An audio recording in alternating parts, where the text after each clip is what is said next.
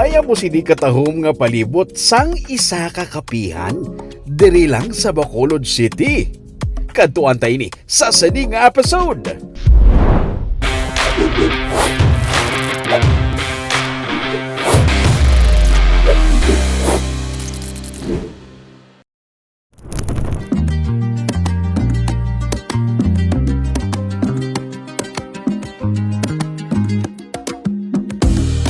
Kapi-kapi ang trip mo. Inabala, ang ara ka lang sa syudad, pero mabugnaw, malinong, kag matawhay lang ang lugar.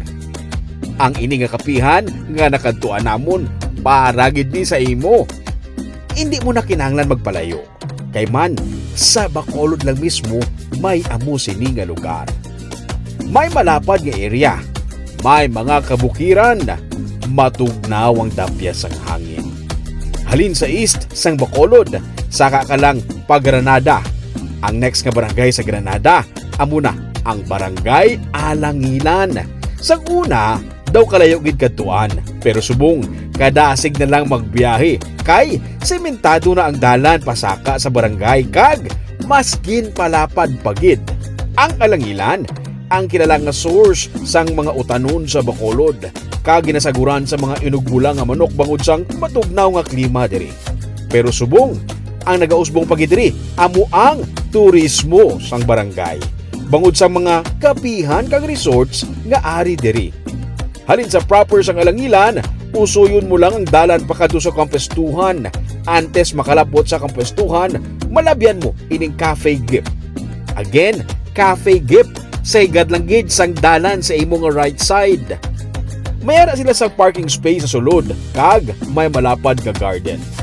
May mga spots nga pwede maplastaran kung diin muluyag magkape kag manginaon. Syempre, dala na storya-storya. Well-maintained ang garden. May mga nagaidas nga mga pine trees. May dragon fruit plantation. May mga plastaran sa idalom sang puro sang kahoy nga pwede matambayan para magkape-kape kag mag-relax. Pagkanto namon, mainit ang weather pero mabugnaw ang dapya sang hangin. May mga oras nga naga-fog ang area, ilabi na kung nagainulan.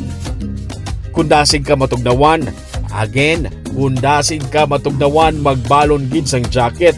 May mga inoras ilabi na kun hapon nga matugnaw katama. By the way, wala sang entrance fee magkadto ka diri pero syempre, order ka man eh. Mahuya ka man siguro magsulod kag magtambay nga wala kaya magin order kung magin bakal. May mga pika-pika, may aras ang rice meal nga pwede i-order. Samtang nagkakape ka, amo sini ang palibot mo.